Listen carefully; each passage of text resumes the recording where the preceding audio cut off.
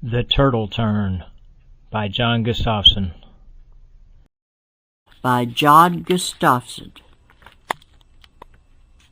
Before they had feet, before they had legs, they slept and slept in a nest of eggs. The turtle nest was alone by the water and next to a blue bottle. Under the sand, it was quiet and calm. Under the sand, it was cozy and warm. They loved their home, but they could not stay. When sea turtles wake up, it's moving day. Without any father and without any mother, there was one sea turtle awake before any other. He did not know that he might be lonely. With all his might, he bounced straight for the sea, noisily, happily, and full of glee. All around and over all, a baby turtle is rather small, but swimming alone, all on one's own, that is worst of all. The tiny turtle did not see the sand castle out of reach, or many things along the beach. Suddenly, the ocean pulled strongly on the land. Water went out past the turtle's legs, and the sea ripped away the sand. He bobbled and wobbled and was deeply troubled. His flippery feet could not touch the bottom, and to be alone was a real problem. The tough tide took him away, and there was nothing he could say. Some turtles go inside. That is how they are made, but sea turtles cannot hide when they are afraid.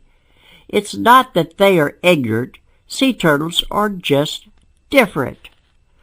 The little turtle did his best.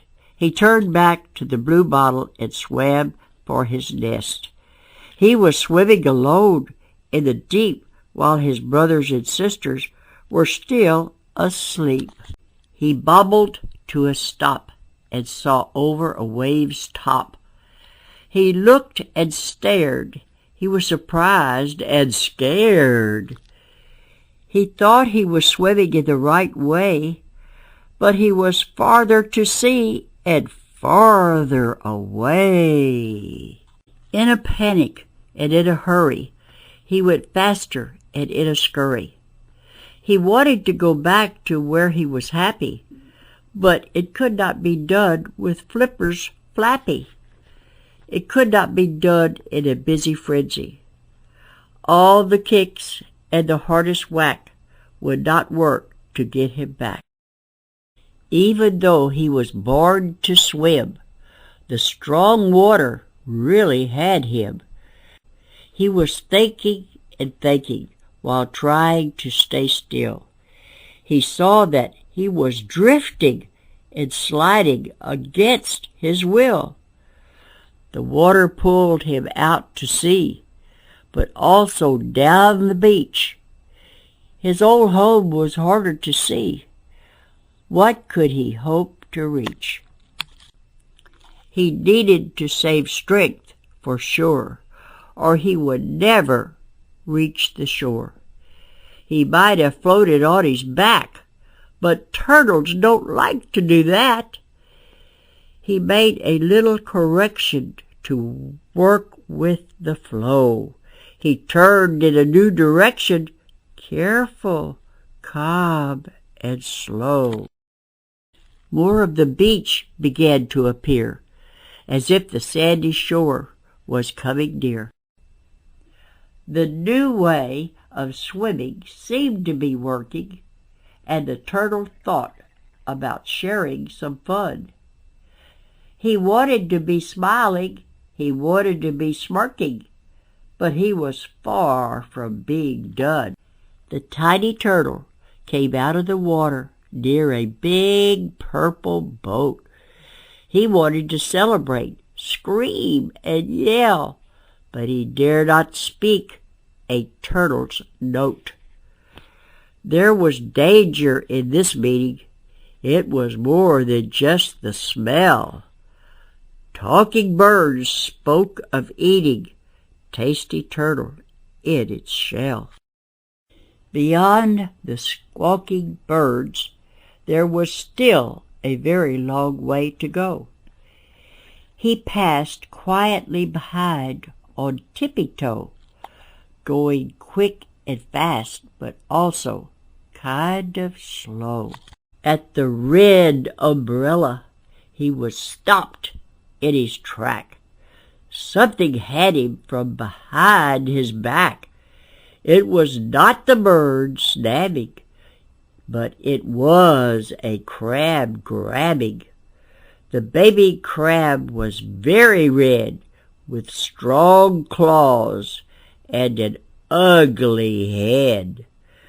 The crab wanted to be a winner, to kidnap a turtle and eat him for dinner.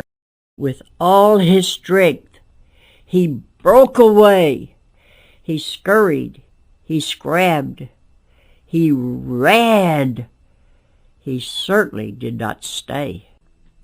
He left the crab far behind, where it was bad and was not kind.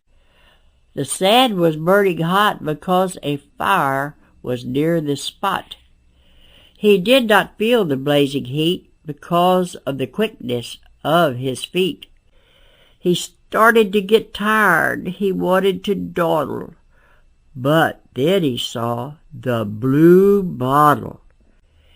He hurried past a castle straight to the nest. It was one more hassle and one last test. Finally, and because of where he had been, he now had something to say. "Wake up! We cannot stay. Today is moving day. Never swim on your own. We have each other, and we are not alone." He taught them all to save their strength, and they swam the water in all its length. The end. No one likes delay, or even to wait, but sometimes the better way is to go with the flow, or to go around instead of straight.